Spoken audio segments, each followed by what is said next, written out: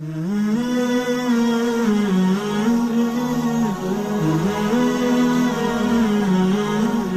ini kalau melihat panggungnya teringat pernikahan lagi. Kurang satu aja mempelai istri di sini. Alhamdulillah. Assalamualaikum warahmatullahi wabarakatuh. Innal hamdalillah wassalatu wassalamu ala Rasulillah wa ala alihi wa sahbihi wa man tabi'ahum bi ihsan ila yaumil qiyamah. Ikhwan dan akhwat yang semoga Allah rahmati dan Allah berkahi. Alhamdulillah, tentunya kita senantiasa bersyukur kepada Allah. Karena Allah begitu baik memberikan semua kenikmatan pada kehidupan kita. Kalaupun ada di antara kita mendapatkan kesulitan dan mendapatkan ujian, kesulitan dan ujian yang kita rasakan hanyalah seujung kuku. Adapun nikmat yang Allah berikan pada kehidupan kita seluas samudra. Dan sesungguhnya apa yang menjadi seujung kuku tidak boleh menghilangkan samudra kenikmatan besar yang Allah berikan pada kehidupan kita. Allah itu sempurna di dalam nama, sempurna di dalam zat-Nya, sempurna pula dalam sifat dan syariat-Nya.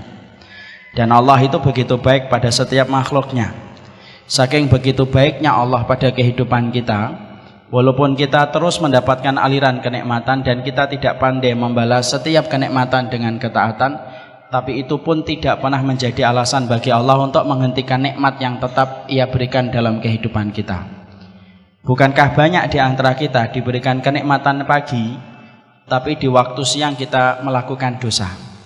Bukankah banyak di antara kita diberikan kenikmatan sore, tetapi malamnya kita sudah bermaksiat? Tapi itu pun tidak pernah menghentikan laju nikmat Allah pada kehidupan kita. Udara segar masih sepoi-sepoi kita rasakan dalam kehidupan jasad kita. Minuman segar masih membasahi kerongkongan kita. Makanan lezat masih kita cicipin dengan begitu lezatnya. Walaupun kita membalas kenikmatan dari Allah dengan kemaksiatan, dan itu memberikan bukti yang tidak terbantah. Allah itu maha baik, dan orang yang bergantung kepada zat yang maha baik itu tidak akan pernah kecewa. Orang yang kecewa itu simpel dan sederhana, yaitu adalah mereka yang senantiasa banyak berharap kepada makhluk, banyak berharap kepada manusia, dan meninggalkan harapan dari Allah Subhanahu wa Ta'ala. Maka disitulah kekecewaan akan kita dapatkan pada kehidupan. Dan yang kita syukuri bukan hanya kenikmatan sandang, papan ataupun pangan. Karena kalau kita hanya bersyukur pada sandang, papan dan pangan, itu nanti kita cepat putus asa di dalam bersyukur. Karena merasa bahwasanya sandang, papan dan pangannya tidak bertambah baik, maka dia tidak bersyukur. Tapi yang kita syukuri itu adalah ketika kita diberikan oleh Allah salah satu kenikmatan yang Allah tidak berikan kepada setiap orang, tapi Allah berikan kepada hamba yang Allah kehendaki. Dan salah satunya adalah ilmu yang Allah berikan pada kehidupan kita, itulah yang kita syukuri. Surga itu identik dengan ilmu sebagaimana ikan identik dengan airnya. Dan barang siapa yang dimudahkan untuk mendapatkan ilmu, berarti permintaan doanya sudah dikabulkan oleh Allah, sadar atau tidak sadar.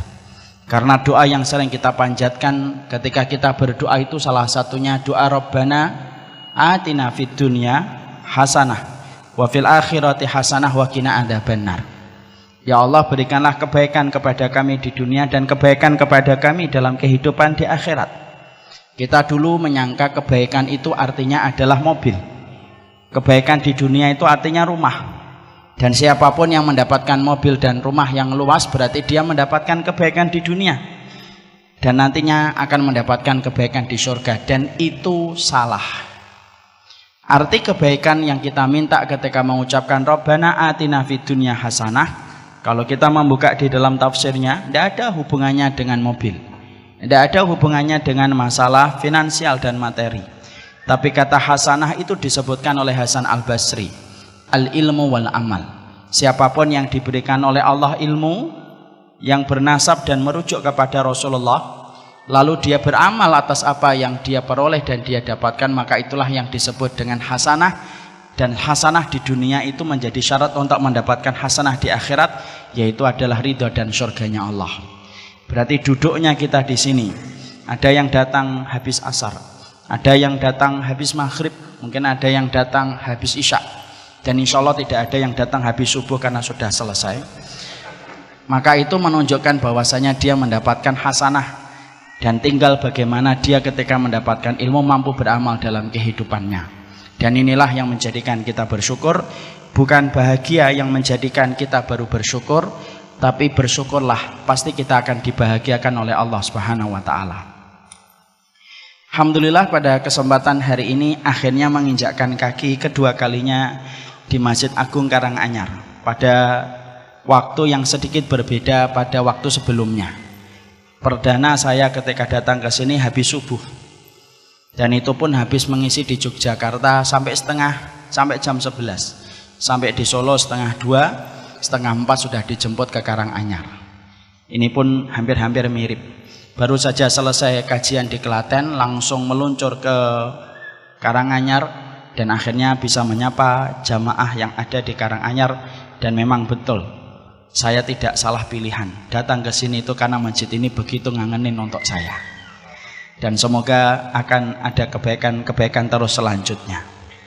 Saya masih ingat pada waktu 2 tahun lalu ketika datang ke sini, kalau tidak salah, anak saya masih 5. Dan saya lagi datang ke sini yang kedua kalinya, anak saya sudah 6. Berarti bisa jadi habis dari sini istri saya hamil lagi. Dan bisa jadi anak saya 7 dari 12 anak yang saya rencanakan. Jadi saya masih perjalanan, separuh perjalanan. Dan insya Allah, Allah memudahkan saya untuk mendapatkan 12 anak. Nah, hati-hati yang aminkan. Karena yang mengaminkan doanya seorang mukmin itu biasanya diaminkan pula oleh malaikat. Jadi nanti kalau antum tiba-tiba istrinya hamil, nah itu berarti doanya antum mustajab karena diaminkan oleh para malaikat. Jadi kalau istri antum tiba-tiba pulang beberapa hari setelah ini muntah-muntah, loh hamil lagi, ya. Kenapa kok sekarang subur banget? Iya, saya mengaminkan doanya Ustadz Umar. Suaminya nanya, emang yang kamu aminkan berapa? 12. Nah itu tinggal tunggu. Berarti kalau baru 2, 10 lagi insya Allah. Tapi tidak apa-apa. Banyak anak itu berarti gampang masuk surga. Kalau anak kita yang pertama tidak bisa memasukkan kita dan memberikan syafaat, berarti masih ada anak yang kedua. Kalau anak yang kedua masih gagal memberikan kita syafaat, masih ada anak yang ketiga. Kalau gagal memberikan syafaat, masih ada yang keempat. Sampai 12. Kan berarti harapannya lebih besar. Kalau anak kita 1 sudah gagal memberi syafaat, selesai, kelar, ambiar. Karena kemudian cuma 1. Makanya harus punya banyak anak. Makanya ibu-ibu kalau punya banyak anak itu jangan malu. Karena salah satu sifat di antara wanita surga yang disampaikan oleh Nabi, ala ukhbirukum binisa'i ahlil jannah. Sesungguhnya apakah kalian mau tahu ketika aku kabarkan bagaimana sifatnya penduduk wanita surga itu? Nabi menyebutkan salah satunya adalah al-walud. Al-walud itu banyak anak. Makanya kalau banyak anak itu tidak usah sungkan. Banyak wanita hari ini kalau ditanya banyak anak itu malah malu. Anaknya berapa bu? 9. Berapa? 9. Punya banyak anak kok malu. Lah ibunya malu terus anaknya malu-maluin akhirnya. Dan itu tidak boleh. Punya banyak anak itu insya Allah rezekinya luar biasa. Surganya menjadi lebih dekat. Kita bicara anak atau cinta buta sini ya, bicara cinta buta. Kita pada kesempatan hari ini alhamdulillah ya, Karanganyar banjir atau tidak banjir Ustaz? Tidak banjir ya. Ya kalau Karanganyar banjir terus kota yang lainnya kayak apa kan gitu. Karena kota ini tinggi. Adapun tempat saya alhamdulillah banjir. Tapi alhamdulillah saya tidak menggugat gubernur DKI. Karena saya dari Bekasi dan gubernur saya adalah gubernur Jawa Barat. Tapi memang pesan dari satu musibah itu jangan pandai menghujat, tetapi adalah pandai memberi arti. Nah, itulah pesan dari setiap musibah. Musibah yang mengingatkan kita kepada Allah lebih baik daripada kenikmatan yang melalaikan kita dari Allah. Kita pada kesempatan hari ini akan membicarakan tentang satu tema yang sudah di-share, sudah dipublikasikan, yaitu adalah cinta buta. Kalau ada di antara antum nih, anak-anak muda yang di depan ini mungkin menyangka ketika materinya itu cinta buta, oh ini tentang asmara dan kasmaran. Berarti antum salah. Karena kita tidak membicarakan tentang cinta dan kasmaran. Usia saya sudah lewat untuk masalah itu. Tapi kita akan membicarakan tentang satu perkara yang berkaitan tentang cintanya manusia kepada sesuatu yang bisa menjadikan dia buta matanya, buta pikirannya, dan buta imannya. Kalau jatuh cinta kita kepada wanita, mungkin dia buta hatinya, tapi bisa jadi dia tidak buta imannya. Tapi yang kita bicarakan ini adalah sebuah cinta yang bukan hanya membutakan kita secara pikiran dan bukan hanya membutakan kita secara hati, tapi bisa membutakan kita secara iman. Dan kita membicarakan tentang masalah cinta kepada dunia ketika berujung kepada cinta buta. Dan inilah yang akan kita bahas. Dan sebenarnya ini adalah nasihat saya untuk diri saya sendiri. Kalaulah kiranya nasihat ini bermanfaat, tentunya saya merasa bergembira. Semoga nasihat yang bermanfaat untuk yang lainnya itu menjadi sebab kebaikan untuk saya dan keluarga. Kita akan mulai mukaddimah dulu.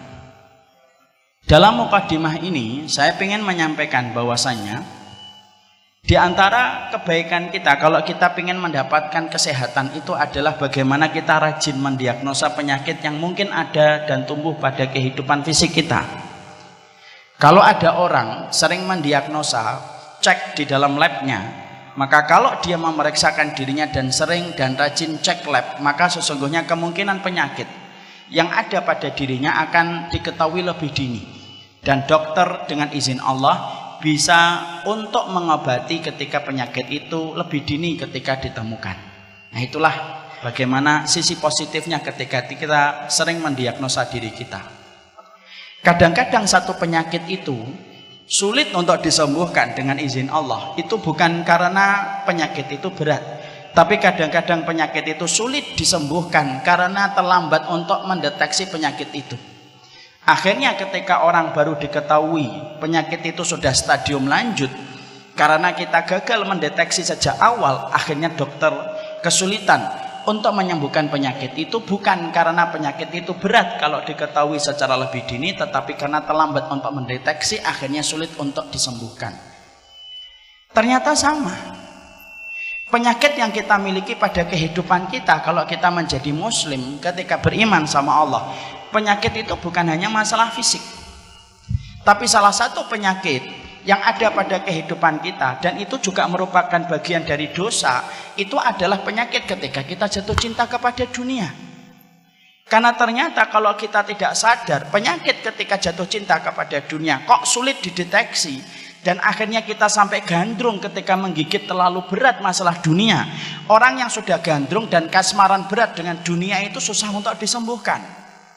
Karena apa? Sulit untuk disembuhkan ketika dia sudah berada pada stadium lanjut. Sebagaimana kanker, kalau baru pada fase yang pertama, mungkin masih bisa untuk disembuhkan dengan izin Allah.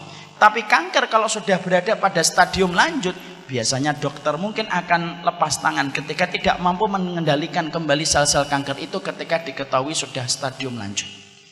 Ternyata ada penyakit itu, yaitu cinta dunia. Makanya kita harus paham ketika kita ingin sehat iman kita, salah satu di antara perkara untuk menyehatkan iman itu adalah bagaimana setiap orang itu mendeteksi apakah di dalam dirinya, apakah di dalam jiwanya itu ada penyakit yang disebut cinta dunia ataukah tidak. Kalau dia mendapati dirinya itu ada penyakit cinta dunia, ketika dia paham indikator apa saja yang bisa menjadikan orang itu disebut terkena penyakit cinta dunia, maka moga-moga dengan lebih awal mengetahui indikasi itu memudahkan kita untuk mengevaluasi diri kita dan berusaha bagaimana menyembuhkan keimanan kita. Daripada orang yang sudah stadium lanjut ketika sudah tergigit dengan kasmaran pada urusan dunia, orang yang sudah tergigit pada kasmaran berat dalam urusan dunia itu susah untuk disembuhkan, karena salah satu penyakit yang berat itu adalah cinta kepada dunia ketika sudah berada pada stadium lanjut. Dan itu yang kita khawatirkan. Dan itulah yang menjadikan kita ingin tahu, kita ini apakah terkena penyakit cinta dunia ataukah tidak. Karena cinta dunia itu dosa. Tapi maaf, dosa ini tidak sebagaimana dosa berzina. Cinta kepada dunia secara gandrung dan berlebihan melebihi takaran yang diperbolehkan oleh Allah, itu penyakit. Dan penyakit ini tidak sebagaimana penyakit-penyakit yang lainnya. Kadang-kadang kalau orang sombong, dia ngerasa kalau dirinya sombong. Kalau ada orang itu merasa riak, dia sadar kalau yang dilakukan itu riak. Tapi kalau orang itu kesetrum dengan cinta dunia ketika melampaui batas, saking lembutnya cinta kepada dunia secara berlebihan itu, saking lembutnya orang yang mendapatkan penyakit ini tuh kadang-kadang tidak merasa. Dan maaf ikhwan, ternyata penyakit cinta kepada dunia itu bukan penyakit eksklusif. Hanya terkena kepada mereka yang tidak pernah ngaji, hanya terkena kepada mereka preman-preman di pinggir jalan, hanya terkena kepada orang yang ngejar jabatan. Enggak. Penyakit cinta dunia itu bukan penyakit eksklusif. Tapi penyakit cinta dunia itu penyakit yang epidemik, bisa mengenai setiap orang. Ustadz atau tidak ustadz, guru atau tidak guru, ikut kajian atau tidak kajian. Maka sesungguhnya ini bisa terkena kepada hubud dunia. Jangan dikira kalau sudah berjenggot, celananya cingkrang, lalu kemudian dia tidak bisa terkena dengan cinta kepada dunia. Belum tentu. Mungkin fisiknya fisik yang khusyuk, tetapi mentalnya mental cinta sama dunia. Dan itu banyak. Dan kita khawatir, jangan-jangan yang megang mic pun juga terkena penyakit cinta dunia. Makanya kemudian kita harus menasihati diri kita. Apakah saya ini terkena penyakit cinta dunia ataukah tidak? Karena untuk menjaga kesehatan iman, kita rajin mendeteksi dan cek lab. Cuma cek lab untuk penyakit cinta dunia itu tidak bisa dicek lab yang ada di pinggir jalan. Tidak bisa pergi cek lab. Mau cek apa Pak? Gula atau darah tinggi? Enggak. Cinta dunia ada enggak Mbak? Enggak ada. Tapi kemudian kita yang harus mengenali bagaimana diri kita, harus kemudian membaca apa yang disampaikan oleh para ulama. Ketika para ulama itu menjelaskan indikator 1, 2, 3 apa saja yang bisa menjadikan kita sah dan confirm bahwasanya kita cinta dunia, itu harus kita baca untuk diri kita. Maaf ya, bukan untuk membaca orang lain. Jangan sampai habis kajian dari sini nanti baca orang lain. Kelihatannya antum fix dan confirm cinta dunia. Tidak boleh gitu. Itu pandai untuk memvonis orang tapi tidak pandai untuk memvonis dirinya sendiri. Maka kita harus ngerti. Makanya kemudian pada kesempatan malam kali ini bersama dengan antum-antum yang saya cintai karena Allah ini, saya menasihati diri saya. Bareng-bareng, kalau menasihati bareng-bareng kan mungkin lebih mudah. Karena kita bisa bareng-bareng untuk berjalan. Kita pengen tahu, kapan sih seseorang itu disebut fix dan confirm cinta sama dunia? Jangan-jangan kita sering mendengar para ustadz, para khutbah, orang yang khutbah, para masyayikh sering menyampaikan di mimbar-mimbar khutbah, cinta dunia itu merusak. Tapi juga kita ini tidak ngerti indikator apa yang bisa mengatakan orang itu cinta dunia. Atau jangan-jangan kita pandai untuk mengalihkan cinta dunia dari diri kita, tapi menyematkan kepada orang. Nah ini yang kita khawatir. Cinta dunia merusak. Langsung, alhamdulillah saya nggak cinta dunia. Kan gitu. Dan kita khawatir itu. Makanya kita ingin tahu, kalau begitu Ustadz, dikatakan orang itu bucin, budak cinta dunia, itu kapan? Supaya kemudian diri kita mampu mengevaluasi, kalau memang kita terkena cinta kepada dunia, ayo, itu belum terlambat. Kita evaluasi, kita muhasabah, pelan-pelan mentalitas cinta kepada dunia ini harus kita tinggalkan. Supaya kita paham, orang kalau sudah jatuh cinta sama dunia itu akhi, apa yang terjadi? Gandengan paling dekat kalau orang udah cinta sama dunia itu pasti takut mati. Dan akhirnya terlalu betah kita hidup di dunia. Kalau terlalu betah karena kita cinta sama dunia dan terlalu betah dan nyaman kita hidup di dunia, akhirnya ketika diajak pulang kepada urusan akhiratnya itu tidak mau. Kenapa? Sudah terlalu gandrung sama panggung yang bernama dunia. Nah itu yang menjadikan saya ingin membahas tentang masalah itu. Tapi sebelum kita membahas satu persatu indikasi apa yang bisa menjadikan orang itu fix dan confirm disebut sebagai budaknya dunia, maka sesungguhnya kita bahas dulu apa sih efeknya Ustadz yang kita dapatkan kalau seseorang itu tersengat dengan cinta sama dunia. Dan maaf ya ikhwan, cinta dunia itu bukan fasilitas, bukan berarti yang kaya cinta dunia, belum tentu.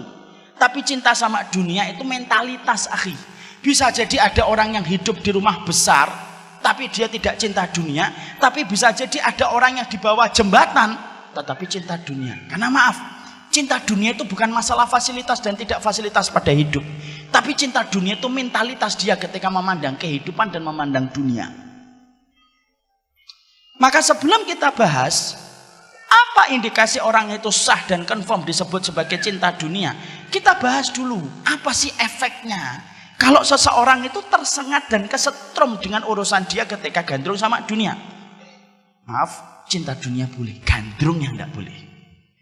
Apa efek yang Allah akan berikan kepada seseorang ketika seseorang itu sampai tersengat dengan cinta kepada dunia? Setidaknya ada beberapa hal yang ingin kita bahas sebentar dan tidak terlalu mendalam. Setidaknya membuka mata kita, memberikan pencerahan kepada kita. Apakah kita itu takut kepada efeknya ataukah tidak? Yang pertama, para ulama itu mengatakan, orang kalau cinta sama dunia itu pangkal dari semua kerusakan yang terjadi pada kehidupan manusia. Itu pasti ujungnya selalu ada kaitannya dengan urusan dunia. Jadi semua kerusakan yang dilakukan oleh Bani Adam ini, dimanapun mereka, dari ujung timur sampai ujung barat, dari utara sampai selatan, Karanganyar sampai Bekasi, kalau kita melihat kerusakan, selalu ada kaitannya dengan urusan masalah dunia. Makanya dalam satu riwayat disebutkan hubbud dunya ra'su kulli khati'atin. Cinta kepada dunia itu pangkal dari semua kerusakan. Wanita itu bisa membuka kancing bajunya sampai berzina dan menggadekan tubuhnya. Itu kalau ditelusuri ujung-ujungnya dunia. Orang yang berjubah tetapi kemudian dia bisa untuk menggadekan ayat-ayat Allah dan dia bisa rubah ayat-ayat Allah, lalu dia selewengkan kebenaran dan dia tutupi kebatilan, lalu dia selewengkan pula kebenaran. Kalau kita telusuri ujung-ujungnya itu untuk dunia. Karena semua kerusakan yang dilakukan manusia, apapun itu bentuknya, cipratannya itu pasti karena dunia. Makanya antum paham ikhwan, para sahabat Nabi itu tidak semuanya hijrah. Ternyata ada beberapa gelintir sahabat yang pada waktu Nabi itu hijrah, mereka tidak hijrah, bertahan di kota Mekah. Strateginya bagaimana supaya mereka tidak disiksa? Mereka memperlihatkan kesyirikan, menyembunyikan keimanan. Apa yang menjadikan mereka tidak mau hijrah? Simpel. Karena mereka khawatir kehilangan dunia dari rumah yang mereka miliki, dan mereka khawatir kehilangan kemapanan yang sudah mereka dapatkan di kota Makkah. Karena mereka bingung, kalau kami pindah ke Madinah terus kami nanti hidupnya di mana? Rumahnya di mana? Terus bagaimana profesi dan pekerjaan kami? Maka antum dapatkan, akhirnya mereka itu bertahan di kota Mekah, memperlihatkan kesyirikan, menyembunyikan keimanan. Dan ketika mereka menyembunyikan keimanan, akhirnya ketika terjadi perang, mereka mau tidak mau harus keluar. Karena perang Uhud itu memobilisasi semua pemuda supaya keluar ikut berperang untuk melawan Nabi dan para sahabat dari Madinah. Orang-orang yang tadi memperlihatkan kesyirikan, menyembunyikan iman, mau tidak mau harus keluar. Tapi bukan di barisan kaum muslimin, tetapi barisan kaum musyrikun. Dan ketika duel, para sahabat sempat mikir, loh, ini teman-teman kami nih. Kok mereka malah di barisan kaum musyrikun memerangi kami? Yang namanya perang, pilihannya cuma dua, membunuh dan dibunuh. Dan akhirnya mereka terbunuh. Dan ketika terbunuh, para sahabat itu bertanya, bagaimana nasib mereka ya Rasulullah? Lalu dijawab oleh Allah dengan turunnya surat An-Nisa. Mereka adalah orang yang mendolimi diri mereka dan diwafatkan dalam kondisi murka malaikat kepada mereka. Di situ kita dapetin, orang itu apapun kerusakan itu selalu ada kaitannya dengan duit. Abang dan adik sampai bertengkar, ujung-ujungnya itu masalah duit. Sampai kita mendapati orang melakukan apapun, sampai jual alkohol, sampai jual apapun, itu pasti ujung-ujungnya itu adalah duit. Antum masih ingat akhi? Ada sebuah video viral di daerah Demak, ada seorang itu membuka panti pijat plus-plus, digerebek dia. Dan ketika digerebek dia protes. Ketika protes dia berkata, Pak, loh kalau semuanya kerja baik-baik dan tidak ada yang kerja kayak saya, neraka sepi. Omongan kayak gini nih kalau ditelusuri, ujung-ujungnya apa? Duit. Ujung-ujungnya duit. Sampai orang mengatakan Quran itu tidak usah diamalkan, ujung-ujungnya duit. Homo itu boleh, karena tidak ada Al-Quran yang menerangkan tentang haramnya homo. Ditelusuri lagi, ujung-ujungnya duit.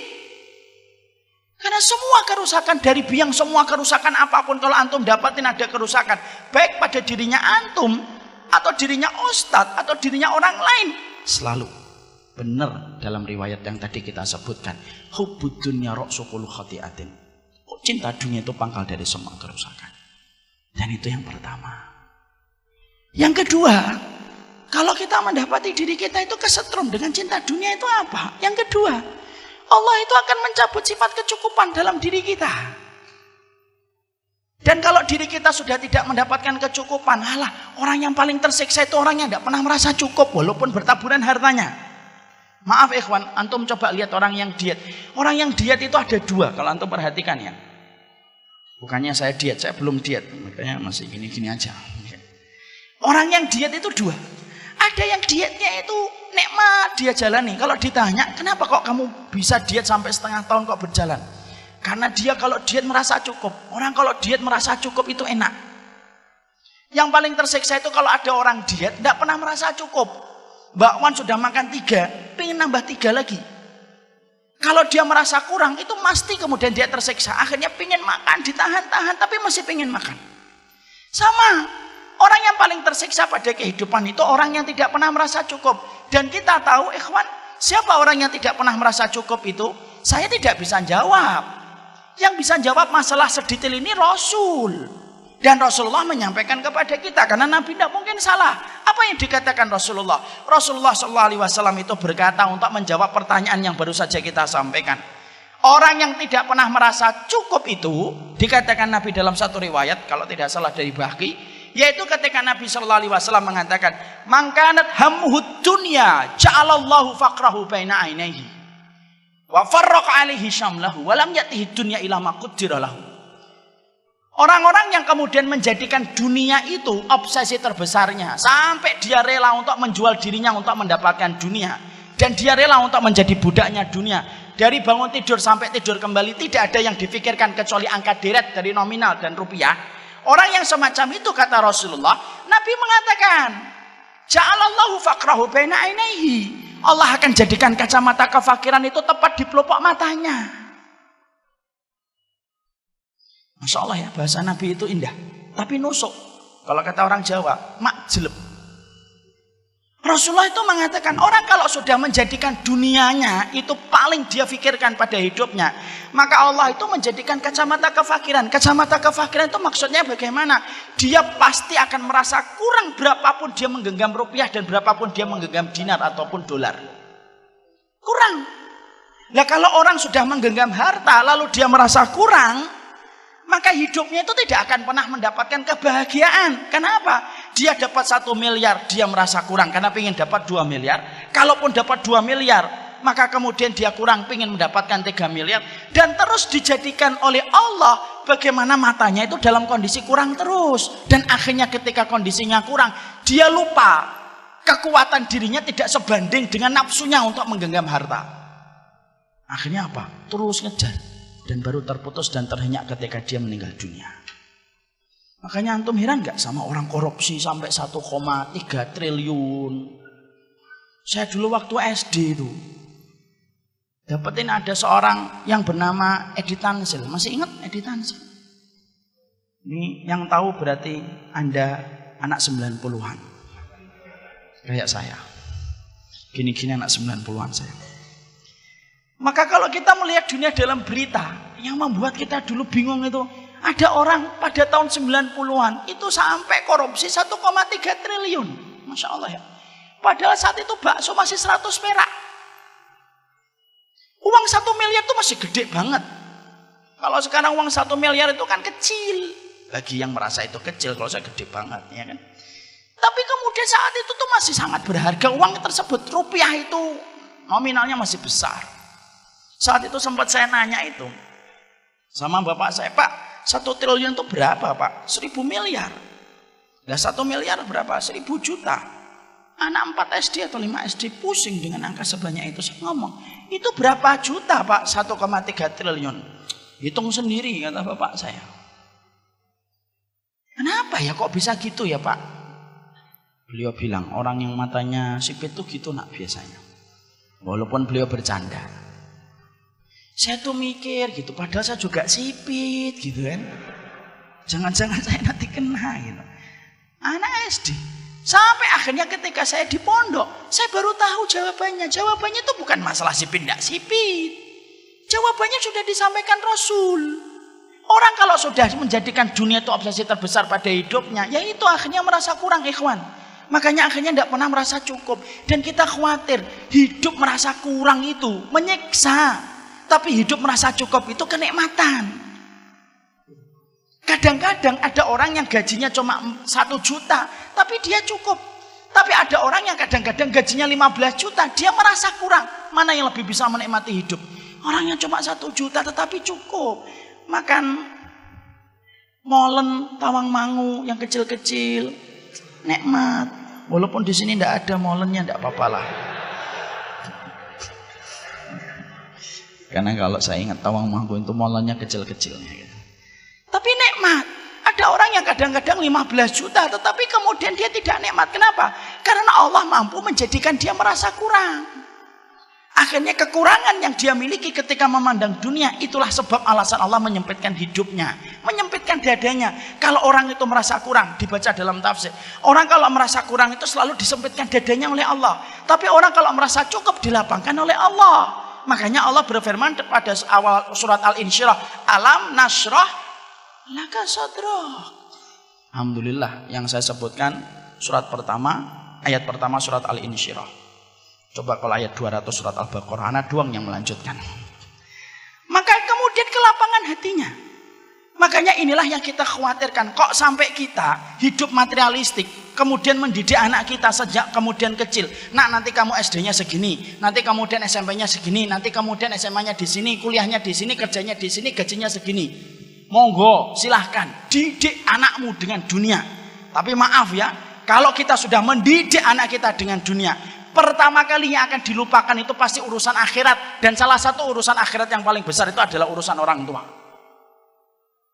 Dan itu khawatir. Dan itu yang kedua. Yang ketiga, impact kalau orang itu sudah kesetrum dengan cinta dunia secara berlebihan itu apa? Yang ketiga, letih. Kenapa? Karena ngejar dunia itu tidak ada hentinya. Dan dunia itu tidak pernah memberikan kata cukup.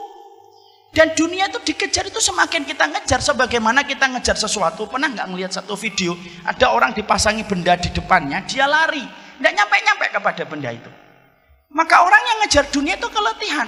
Betul kata Imam Ibnu Qayyim, muhibbud dunya la yanfaku an salas. Orang yang cinta kepada dunia itu tidak pernah lepas dari 3 kondisi. 1, hammun lazimun.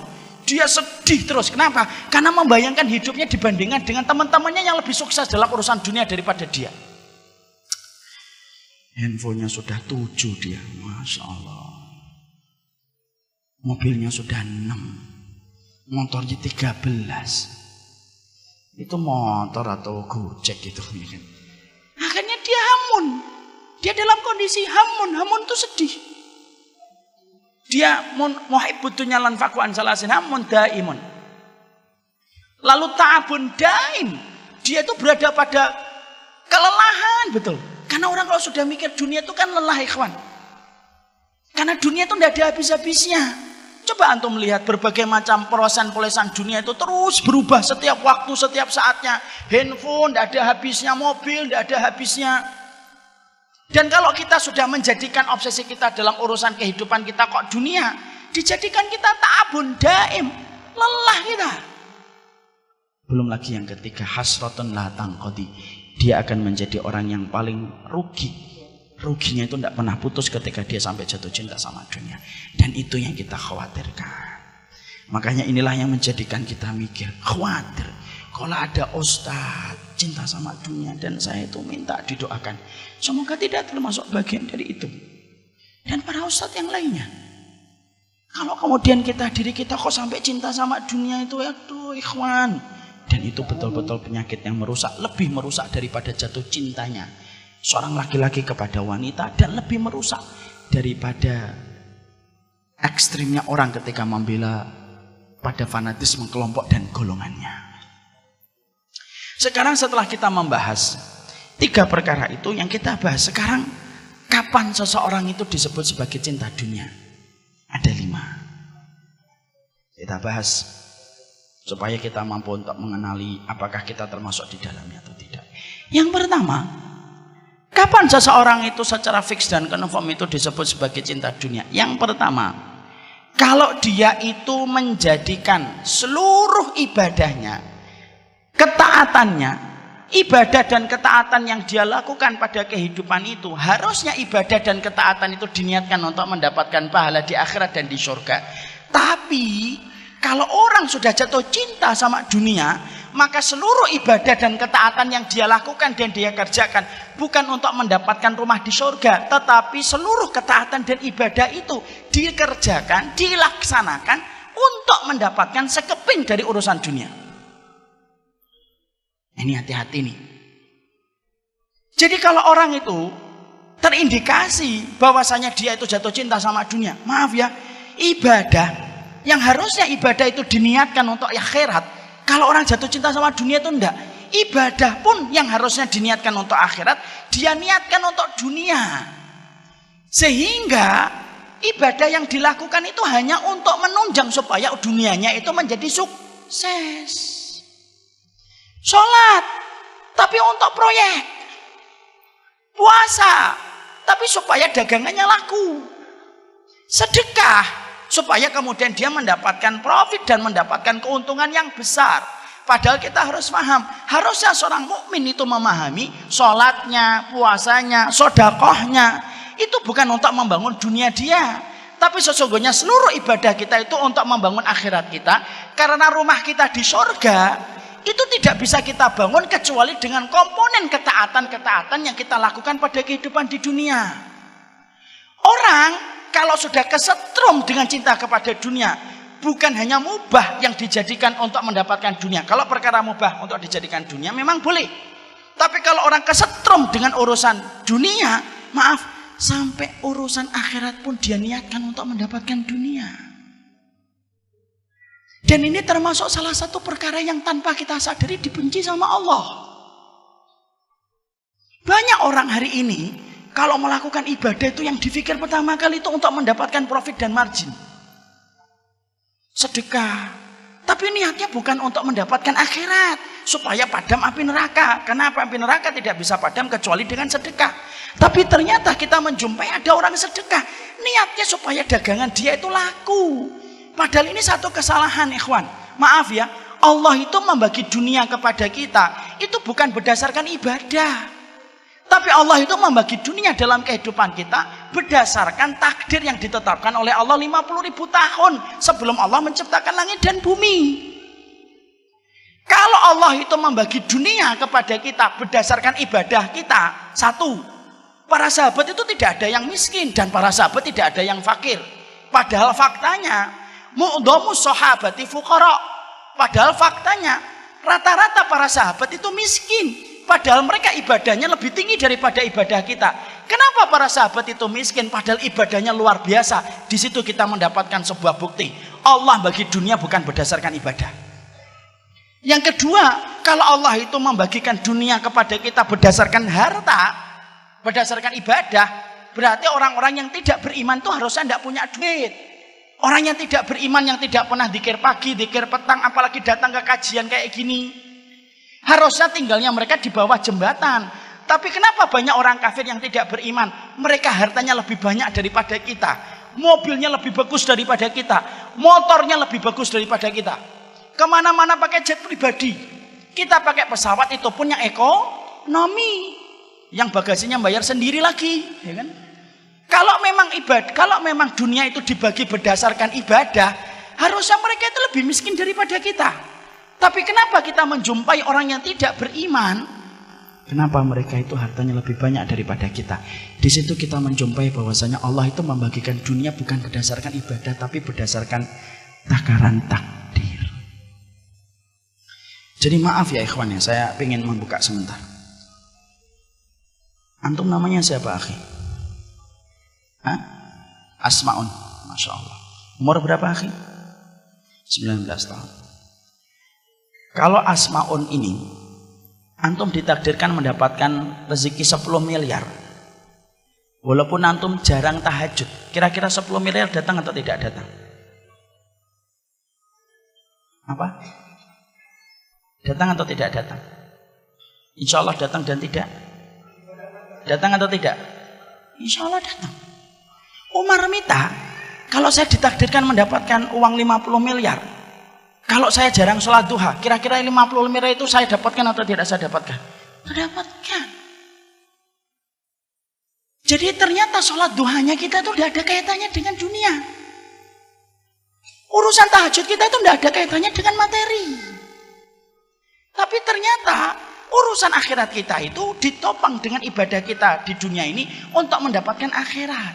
Tapi orang kalau jatuh cinta sama dunia karena khawatirnya dia terhadap dunia, maaf, lu sampai urusan ibadah yang harusnya diniatkan untuk akhirat, untuk mendapatkan akhirat yang lebih baik, karena dia cinta dan gandrungnya sama dunia, ibadah itu diniatkan untuk dunia.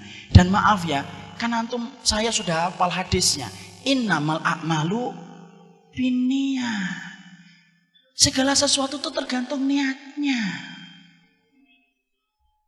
Jadi bisa jadi kalau ada orang nanti beribadah, kok niat pertamanya tidak ada yang menggerakkan dia ketika beribadah kecuali karena ingin mendapatkan sekeping dari kenikmatan dunia, dikasih sama Allah. Tapi maaf, di akhiratnya mungkin tidak lagi dikasih oleh Allah, karena balasannya sudah Allah sempurnakan pada kehidupan kita di dunia. Ada orang nanti ketika disidang oleh Allah dalam pengadilan akhiratnya, dia bingung, loh Allah, mana sholat tahajud saya? Allah jawab, loh sholat tahajud kamu kan supaya dagangan kamu laku. Sudah aku jadikan laku kan daganganmu yang ada di pasar. Dan tidak ada lagi balasan. Bisa jadi kalau ada orang setiap hari taklim kayak saya, tapi niatnya hanya untuk menggenggam dunia dan bukan niat yang pertama untuk menyampaikan kalimat Allah.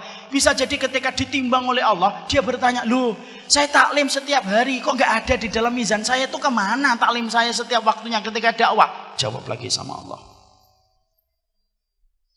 taklim kamu itu kan supaya kamu itu menumpuk-numpuk kekayaan.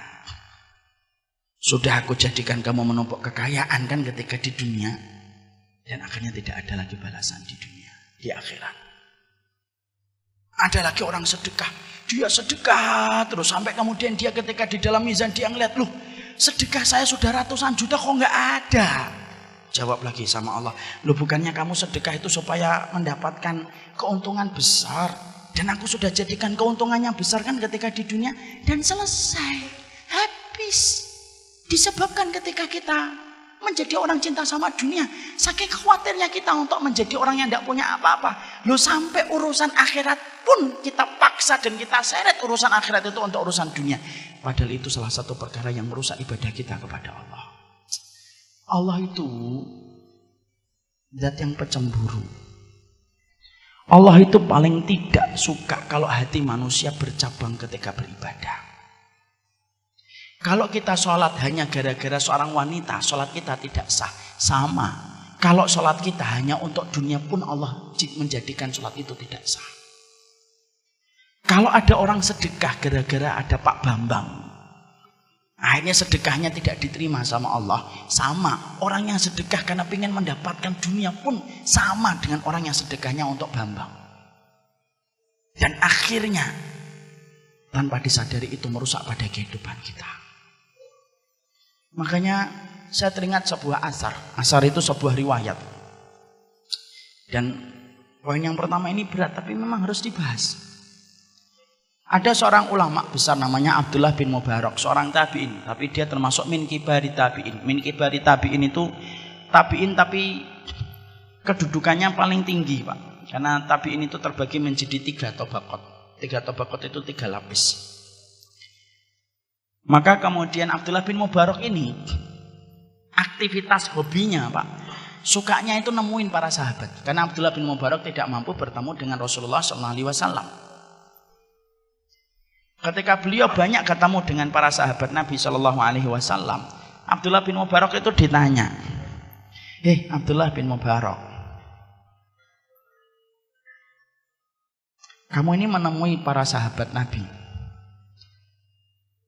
Maka bagaimana para sahabat Nabi itu kalau membaca Al-Quran, dan apa surat yang paling banyak membuat para sahabat Nabi itu nangis? Abdullah bin Mubarak ditanya begitu. Abdullah bin Mubarak bisa bahasa Indonesia, Ustaz? Enggak, ini saya terjemahkan.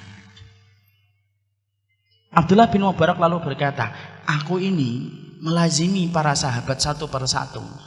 Dan aku perhatikan makannya, aku perhatikan taklimnya, aku perhatikan bagaimana sholatnya.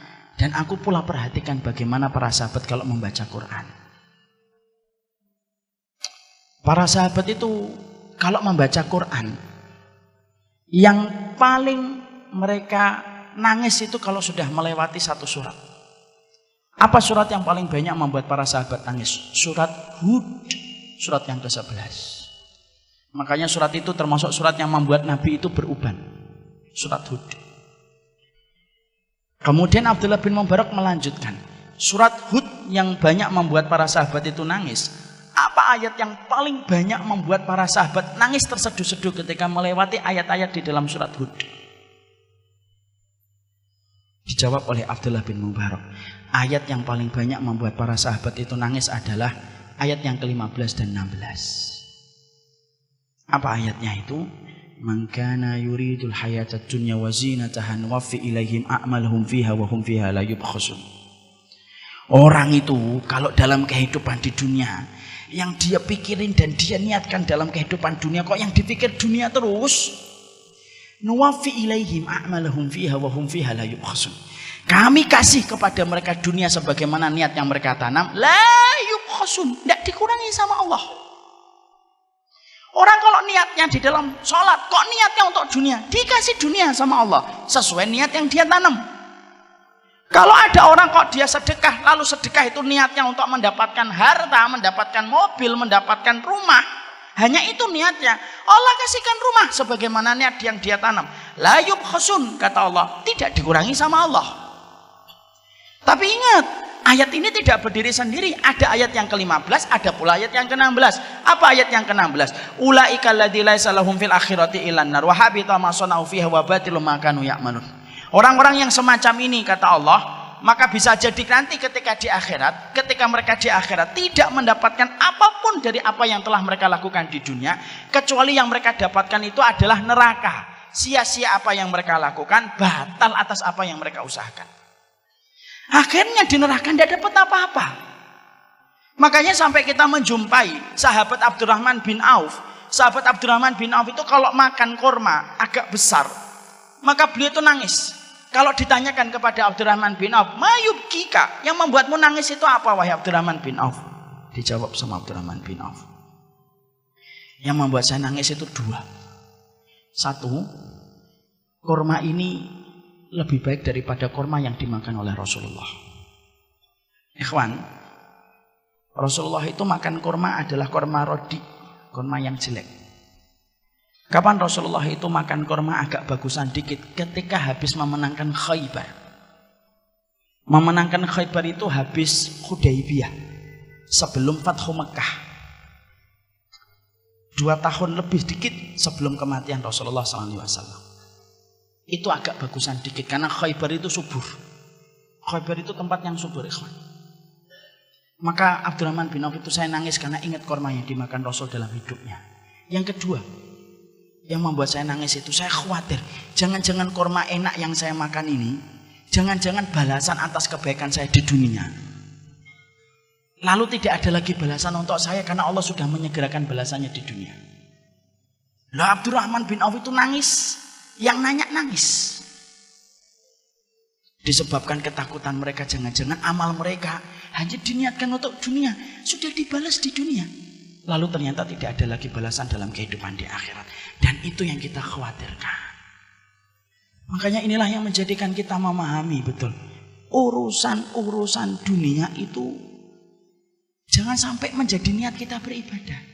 Dan maaf ikhwan, kalaupun antum beribadahnya sudah karena akhirat, Allah pasti akan mudahkan antum untuk mendapatkan dunia. Kenapa? Akhirat kalau sudah beres, apalagi cuma dunia. Karena akhirat itu harganya mahal dan tidak ternilai harganya. Apalagi dunia, semahal-mahal dunia itu masih bisa kesebut harga. Jadi kalau orang itu ibadahnya sudah karena akhirat, pasti Allah akan berikan kepadanya dunia, dimudahkan oleh Allah. Dan itu kecil bagi Allah. Makanya inilah yang menjadikan kita mikir, ya Allah, jangan-jangan kita itu selama ini ibadah tapi cita rasanya cita rasa dunia. Sholat, rajin, Tapi untuk dunia, ya memang dapat.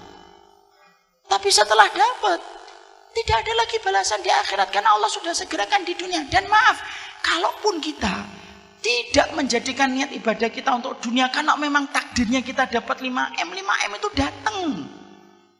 Tapi jangan niatkan ibadah itu untuk dunia. Karena Allah itu zat pecemburu. Allah itu pecemburu kalau niat hatinya manusia itu sudah diniatkan untuk Allah, tapi dia bercabang dan berselingkuh. Dia niatkan untuk dunia. Allah kok disamakan dunia, padahal di hadapan Allah dunia itu sebagaimana sayap seekor nyamuk. Makanya kalau ada orang sudah meniatkan untuk dunia, ayat surat Hud yang tadi kita baca dalam 2 ayatnya, itu bisa mengenai kepada siapapun. Maaf ya, dakwah ketika jadi ustadz itu yang paling susah itu bukan menghafalkan ayat. Enggak. Bukan ketika menghafalkan hadis. Enggak. Dakwah itu yang paling berat itu apa? Bagaimana menjaga niat supaya terjaga hanya semata-mata karena Allah. Jadi kalau ada ustadz kok tiba-tiba pengen libur, antum harus paham. Mungkin ustadznya lagi susah jaga niatnya. Karena dakwah itu tidak segampang yang terlihat. Ada kesulitan menjaga niat.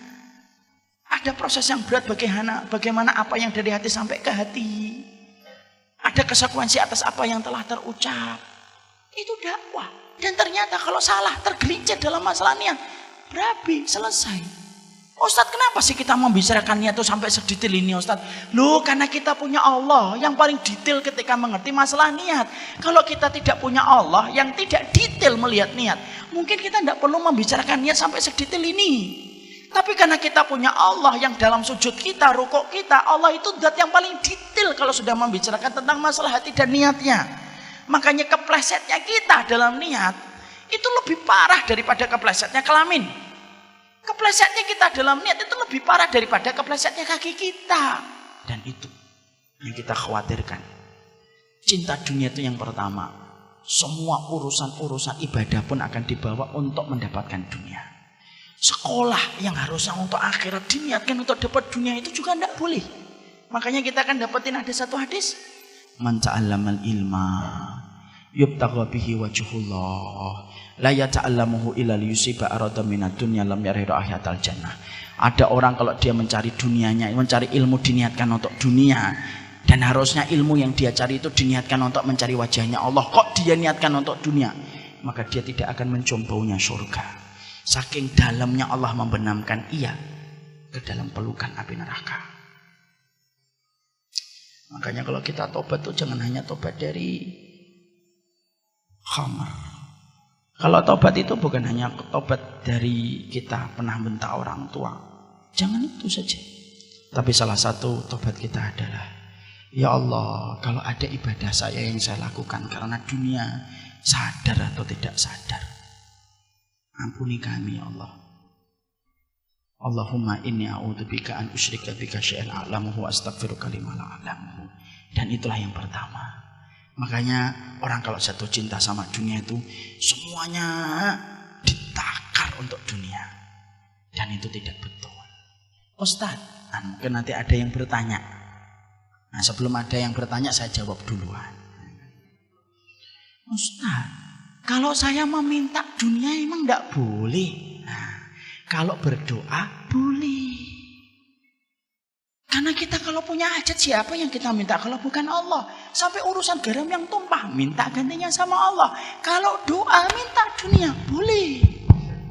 Yang tidak boleh itu ketika kita meniatkan ibadah selain permintaan.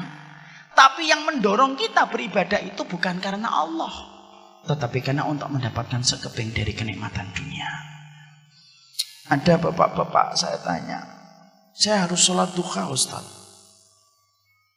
Sholat duha itu sunnah Pak. Tapi kalau bagi saya hampir-hampir mewajibkan. Loh kok gitu Pak? Iya. Karena nanti dagangan saya jadi tidak ada apa-apanya kalau saya tidak sholat duha. Bingung saya. Padahal sholat duha itu kan untuk apa sih fungsinya sholat duha?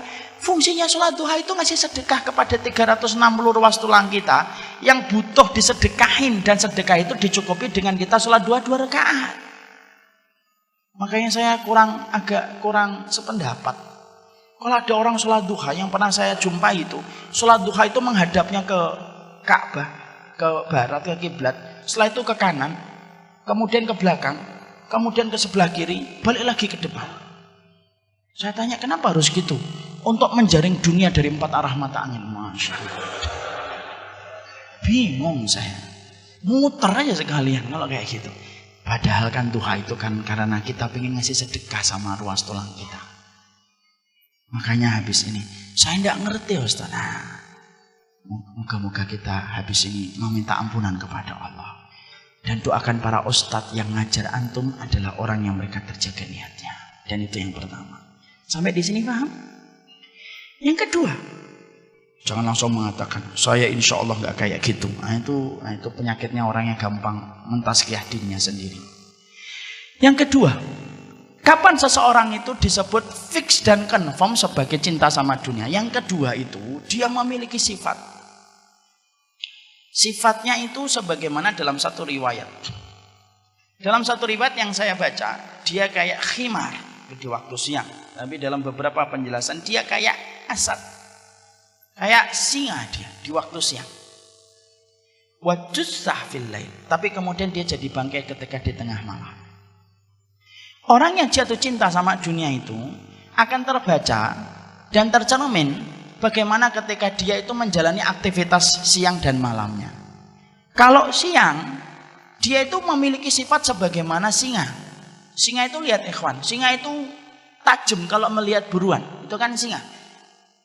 Maka orang yang jatuh cinta kepada dunia itu kalau pagi, duha, siang, sore, maka dia itu kekuatannya ekstra. Powernya itu luar biasa. Tidak ada mati-matinya. Kalau batu baterai, alkalin dia. Terus dari utara lompat ke selatan, dari selatan lompat ke timur, dari timur lompat dia ke barat, terus diputar-putar itu. Tapi tepat ketika malam dia menjadi bangkai. Dia akhirnya jadi bangkai ketika malam, tidak pernah tahajud, tidak pernah qiyamul lail. Disebabkan keletihan dia di waktu pagi dan di waktu siang.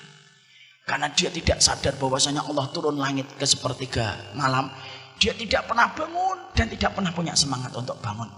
Ratusan malam dilewati tidak pernah bermunajat kepada Allah. Tidak ada penyesalan ketika bangun di pagi hari. Tapi ketika ada satu proyek, satu kesempatan, gemericik harta, kok terlewatkan, penyesalannya terbawa sampai 3 tahun pun tidak hilang-hilang. Jadi kalau ada orang, kalau dia memiliki 2 sifat, dia kayak keledai yang suka makan, atau sebagaimana singa yang luar biasa ketika mencari harta, tapi ketika malam itu kemudian dia tepar dan tidak pernah melaksanakan sholat malam untuk beribadah kepada Allah, maka itu salah satu di antara sifat orang yang sudah jatuh cinta sama dunia.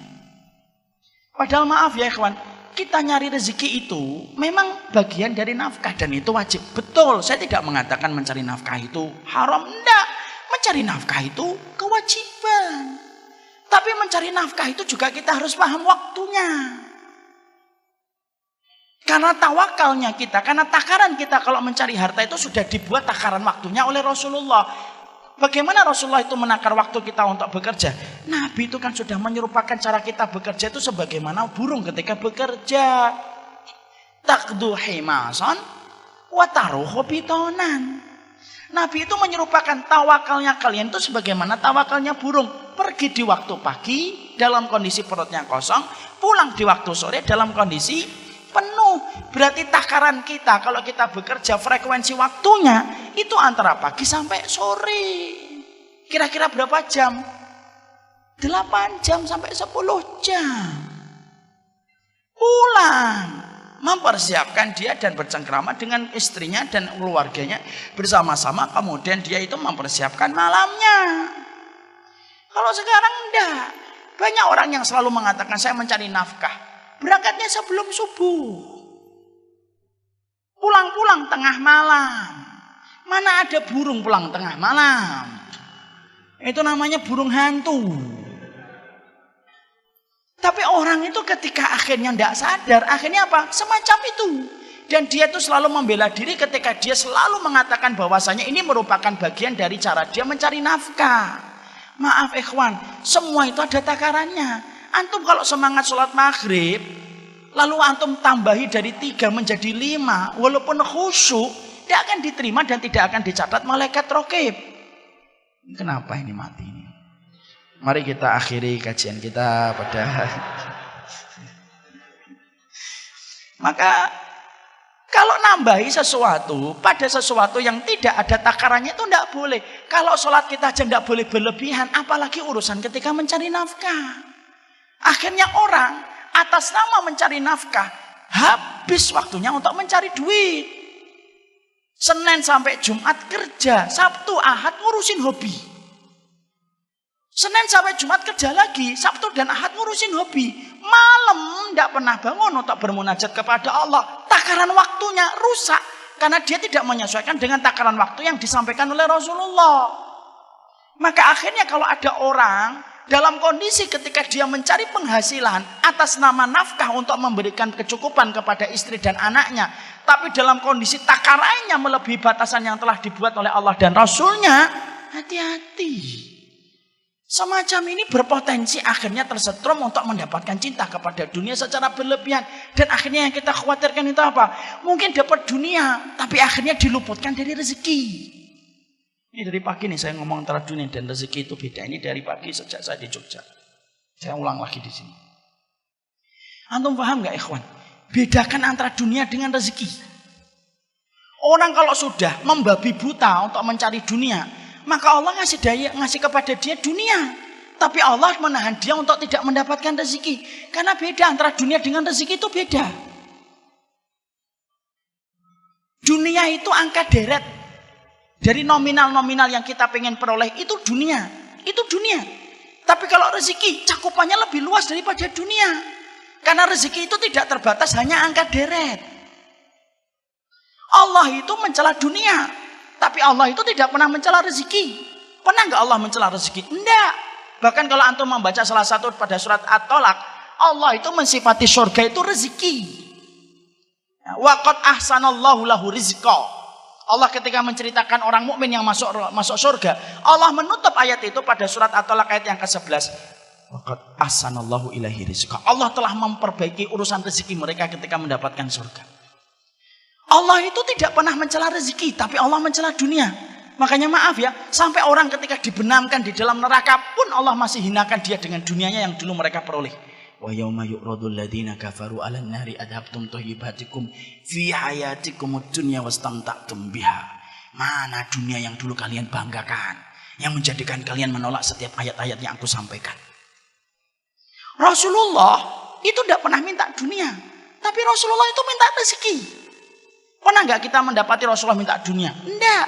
Tapi Rasulullah itu minta rezeki.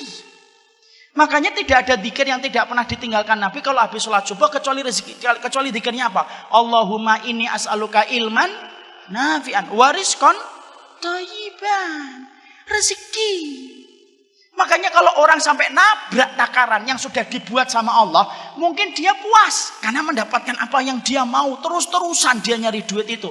Mungkin menggenggam dunia, tapi dia mungkin tidak menggenggam rezeki. Kenapa? Dia tidak pernah ketemu Allah kok pada sepertiga malam, karena dia menjadi bangkai di tengah kegelapan malam. Dan kalau orang itu cuma dapat dunia, maaf, sifatnya dunia itu tidak pernah mencukupkan. Makanya kalau mendapatkan rezeki, ada orang yang mendapatkan 3 juta tapi cukup. Tapi ada orang yang mendapatkan 30 juta tidak cukup kan? Kenapa? Karena 30 juta itu dunia baginya. Ada orang yang cuma gajinya 3 juta tapi cukup karena itu rezeki baginya. 3 juta, istrinya senyum. Masya Allah, rezeki. Ini rezeki.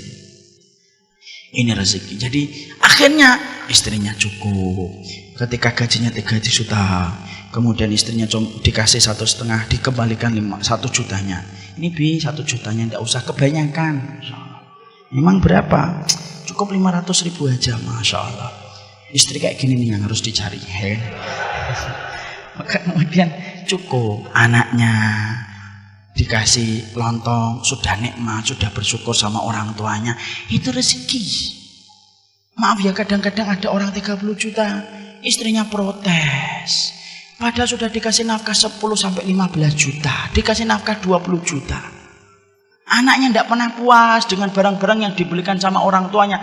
Kalau bukan barang branded maka tidak mau pakai perkara itu dan dia malu sama teman-temannya. Akhirnya apa? 30 juta serasa 500.000. Tapi ada orang yang mendapatkan 3 juta tapi serasa 30 juta. Dan yang membedakan itu cuma satu. Kita ini dapat dunia atau rezeki. Makanya kalau kita kok tidak cukup, simple, berarti yang kita genggam dunia. Kalau ada kita ngeliat ada seorang ustadz, orang solih, biasa hidupnya, luar biasa tawakalnya, cuma mendapatkan mungkin 500.000 kok cukup, itu berarti rezeki.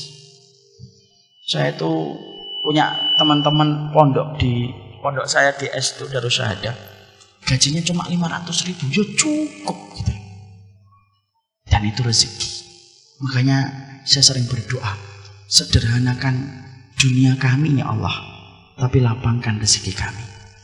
Karena yang menjadikan kita diberikan oleh Allah kenikmatan hidup dan kebahagiaan itu adalah rezekinya, bukan dunianya. Itu yang kedua. Yang ketiga, sudah tinggal 5 menit lagi, Masya Allah. Ini dunia atau rezeki saya tidak ngerti ini. Maka yang ketiga, kita singkatkan.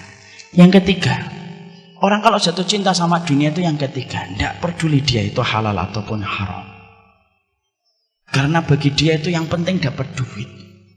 Makanya omongan mereka itu seringnya apa? Mereka sering berkomentar, oh nyari yang haram aja susah kok, apalagi yang halal.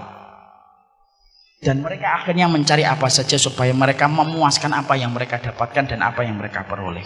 Padahal maaf ya ikhwan, salah satu musibah besar pada anak Adam, pada kehidupan Nabi Adam yang pertama itu, tidaklah Nabi Adam dikeluarkan dari surga bukan karena zina, tapi dikeluarkannya Nabi Adam itu karena memakan satu buah yang diharamkan oleh Allah. Itu pun satu gigitan tok, tapi sudah cukup bagi Allah untuk mengusir Nabi Adam dari surga. Masalah rezeki haram itu pengaruhnya besar pada kehidupan kita. Tidaklah anak kita susah dikasih tahu tentang ketaatan kepada Allah, kok saraf ketaatannya tidak tumbuh, padahal kita terus menyampaikan kalimat Allah. Gagalnya saya dan antum ketika menyampaikan kalimat Allah sama anak itu bisa jadi karena rezeki haram yang kita suapkan sama anak kita. Maka apa yang haram itu memadamkan cahaya ketaatan pada diri anak kita. Orang kalau sudah jatuh cinta sama dunia itu tidak peduli halal dan haram. Karena bagi dia yang penting dapat, karena sesungguhnya kepuasan itu didapatkan secara instan dengan apa yang dia genggam. Akhirnya dia tidak sadar mengambil yang haram, sembari dia tidak menyadari apa yang dia korbankan tidak sebanding dengan apa yang dia ambil. Dan kalau sudah orang itu tidak peduli tentang kamus halal dan haram, sampai kita ngomongin ini halal ini haram, iya ngomong hari ini masalah halal dan haram, maka hati-hati. Orang semacam itu sudah confirm dia cinta sama dunia. Itu yang ketiga, dan ini panjang saya singkatkan. Yang keempat, apa orang yang kemudian confirm dan jatuh cinta kepada dunia itu? Yang keempat, akhirnya kewajiban dia mencari duit menenggelamkan semua kewajiban-kewajiban yang lainnya. Betul, nafkah dia cari, tapi menenggelamkan kewajiban yang lainnya. Menenggelamkan kewajiban dia untuk ikut taklim, tidak pernah ngaji. Selalu kalau kita ajak ngaji, yuk kita ngaji yuk, ada kajian itu di Masjid Agung Karanganyar. Saya lagi sibuk. Dikiranya orang yang datang ke kajian pengangguran. Segini banyaknya nganggur semua. Dia tidak sempat untuk taklim, tidak sempat bicara tentang dakwah. Diajak bicara tentang Palestina, tidak tertarik sama sekali. Palestina ada serangan Gaza lagi apa sih? Dan tidak peduli tentang itu. Karena apa? Hatinya dingin kalau sudah bicara tentang kewajiban yang lainnya. Jadi akhirnya dia selalu mengatakan profesi, karir saya. Karena itu yang paling penting. Dan kalau ada orang sudah meninggalkan dan menenggelamkan semua kewajiban yang lainnya, padahal salah satu pokok kewajiban dia itu adalah bagaimana dia itu menjadi hambanya Allah, ini rusak. Akhirnya anaknya pun tidak pernah dididik, kelingking kaki anaknya tidak pernah menempel pada kelingking kaki bapaknya di masjid. Suami istrinya ketika baca Quran tidak pernah diperhatikan, dalam kondisi tidak tahu apa-apa kemudian dia biarkan. Istrinya kemudian tidak nutup aurat, dia biarkan. Anaknya tidak mengerti tentang agama Allah, dia biarkan. Dan selalu berkata, saya sudah sibuk dan letih mencari nafkah. Ini saya sampaikan kisah nyata ya ikhwan ya. Ini saya sudah sampaikan beberapa kali. Saya tambah beberapa menit Ustadz ya. Insya Allah kalau saya tambah, insya Allah jamaah jadi paham, dan kalau paham biasanya tidak ada pertanyaan Ustadz. Saya beberapa bulan, 1-2 bulan yang lalu, saya ini sholat Jumat di komplek perumahan saya. Ada anak muda di samping saya. Itu ketika sholat Jumat itu megang handphone, main handphone dia. Kanan kiri gitu. Sampai miring-miring karena main game. Saya liatin gitu, malah ngeliatin saya. Gimana sih ini? Tidak ngeliat apa ini jenglot. Saya ngeliatin malah ngeliatin saya gitu. Saya mau ngingetin kan tidak boleh. Kalau saya ngingetin kan jadinya saya batal. Idza qulta li sahibika ansit wal imamu yakhutub faqad laghata. Kalau kamu ngingetin orang diem ketika khutbah Jumat sedang disampaikan, kamu telah batal. Ditegakkan sholat Jumat, saya nempel sama dia. Sekali lagi kita ngambil ibrah ini bukan karena kita merasa lebih baik. Ini sering saya sampaikan karena saya khawatir kalau kita kena ujub pada diri kita. Maka saya nempel habis sholat Jumat. Nah, terus kemudian saya ajak bicara. Dik, ya om. Nah, saya dipanggil om. Tidak apa-apalah. Saya maafkan dia. Tadi kok sholat Jumat kok main game itu gimana? Iya, kenapa? Daripada tidur? Oh iya juga. Itu omongan ngenak banget itu. Tapi maaf ya, saat itu saya tidak tidur. Saya ngeliatin dia. Terus saya ngomong, kenapa om? Loh, begini. Orang kalau sholat Jumat itu sebenarnya tidak boleh kemudian dia itu main apapun. Rasulullah itu menjelaskan, orang yang megang kerikil ketika dia khutbah Jumat aja batal. Man masal hasa faqad lagha. Makanya maaf ya ikhwan, kita ini kalau sholat Jumat main-main sajadah, karpet diginikan. Hati-hati itu bisa terkena hadis yang tadi. Itu tidak boleh.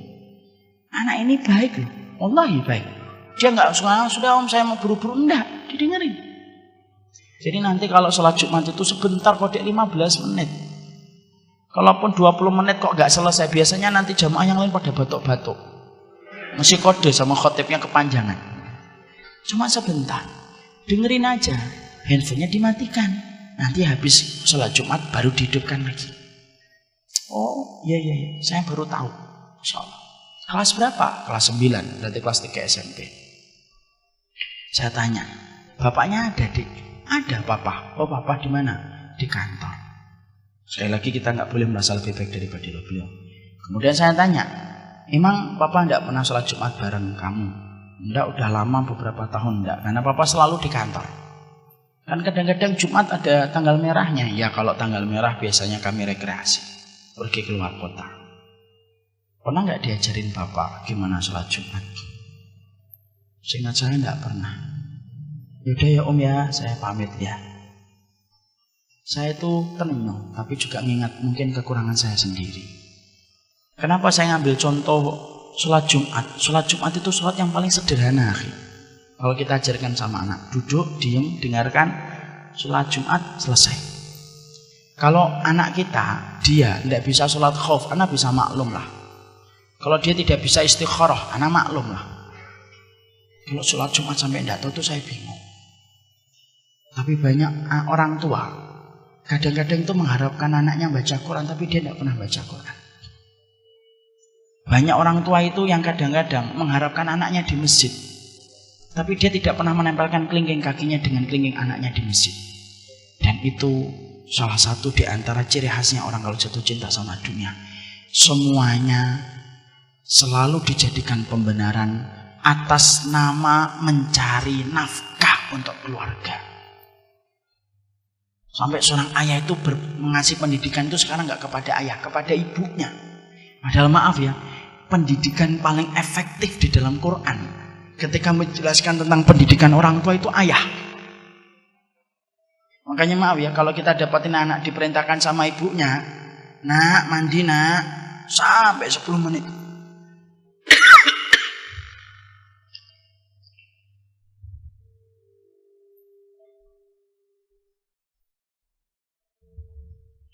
Sampai 10 menit itu anaknya nggak ke kamar mandi. Tapi kalau bapaknya itu langsung berdem, langsung ke kamar mandi dia. Dan itu ayah yang berperan. Tapi karena ayah sering berkata, saya itu udah capek nyari nafkah. Kamu udah tahu saya keletihan. Akhirnya kewajiban semuanya tenggelam atas nama pekerjaan mencari nafkah. Dan itu cinta sama dunia. Dan yang kelima, yang terakhir, indikator orang itu jatuh cinta sama dunia itu yang kelima, yaitu adalah ketika sholatnya menjadi berantakan gara-gara masalah rutinitas dia mencari dunia. Maghrib pada sholat isya, isya pada waktu sholat subuh pada waktu sholat duhur, maka itu indikator orang itu sudah jatuh cinta sama dunia. Maka inilah yang menjadikan kita akhirnya paham, mari 5 perkara itu untuk kita baca masing-masing. Maaf ya, tidak usah dibaca untuk orang lain, tapi masing-masing membaca untuk dirinya sendiri. Apakah saya ini jatuh cinta sama dunia ataukah tidak? 5. Kalau kamu sudah menjadikan ibadah, kamu niatkan untuk mendapatkan dunia, maka fix dan confirm cinta dunia sudah melekat pada diri kita. Yang kedua, kalau kita atas nama ketika mencari dunia kita tidak memperhatikan perkara halal dan haram, maka itu adalah jatuh cinta sama dunia. Yang ketiga, kita kayak singa di waktu siang tetapi bangkai di waktu malam. Yang keempat, yaitu adalah semua kewajiban yang Allah bebankan kepada kita, taklim, ngaji, semuanya tenggelam, hilang dari kewajiban kita karena kita selalu mengatakan untuk mencari nafkah.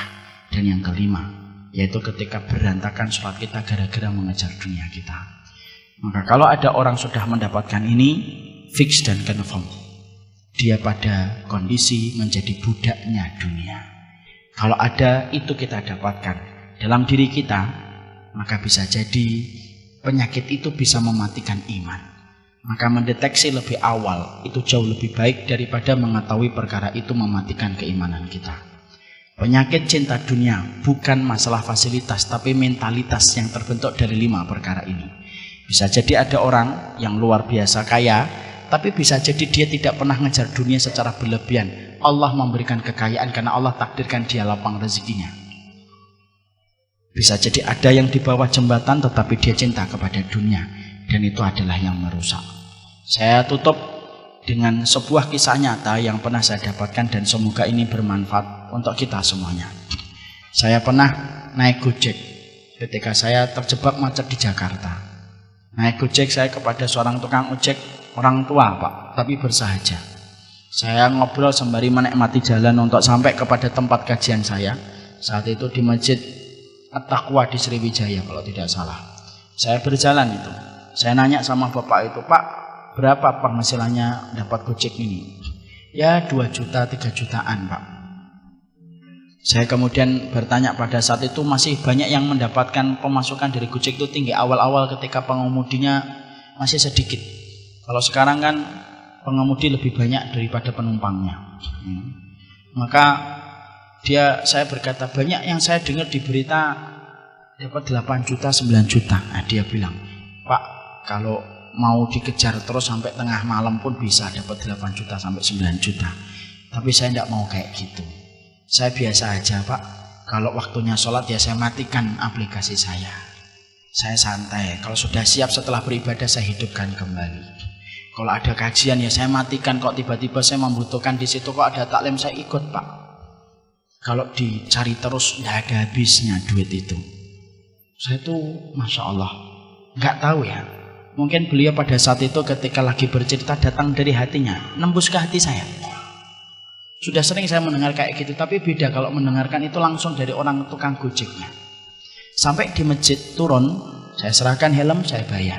Dia tanya, Bapak kok ke masjid Pak, mau sholat duha? Enggak Pak, saya mau ngaji Pak. Oh ada kajian Pak? Ada. Oh, ya dia belum tahu kalau saya ngajar. Lalu kemudian saya pergi, saya maaf Pak, buru-buru udah telat. Iya Pak. Ternyata itu beliau turun, beliau letakkan helmnya, beliau kemudian jalan ke masjidnya, Dan ternyata ketika ngaji, saya mendapatkan beliau di saf yang pertama ikut ngaji, persis sebagaimana dia bilang. Dan dia agak kaget. Dipikir, apa ini orang yang saya boncengan tadi ya? Dan ketika selesai kajian, saya hampiri. Pak, maaf Ustaz, saya tidak tahu. Tidak apa-apa Pak. Terus kemudian dia nyalakan aplikasinya, pamit pergi. Orang itu mungkin tidak kaya. Tapi apa yang dirasakan dalam hidup itu kenikmatan. Banyak orang rekeningnya 30 miliar. Tapi setiap waktunya hidupnya kemerungsung dan tidak ada habisnya. Dan kita lupa, orang mukmin itu tidak disuruh nyari dunia. Orang mukmin itu disuruh nyari rezeki. Dan rezeki itu menciptakan kebersahajaan dalam hidup. Barakallahu fikum, ini yang dapat saya sampaikan dalam pertemuan kali ini. Hujan keringat kita hari ini, Masya Allah. Tapi insya Allah moga-moga keringat ini nanti akan memadamkan api neraka. Dan semoga kita senantiasa dikumpulkan dalam kondisi baik di dunia dan dikumpulkan baik pula di akhirat. Di sini ada kata-kata, Ustadz mohon pendengar radio disapa. Hai pendengar radio. Assalamualaikum, Radio Iskarima 99,9 FM dan Dakwah Syariah 101,4 FM. Maaf saya menyampaikannya di belakang, karena yang biasa itu terlalu biasa. Nah, saya agak berbeda dengan Ustadz yang lainnya. Sebenarnya itu jawaban karena saya tadi lupa untuk menyapa. Barakallahu fikum. Mungkin semoga kita tidak menjadi budaknya dunia, saling mengingatkan dalam kebaikan, dan semoga kita lekas berjumpa dalam kehidupan di akhirat. Insyaallah.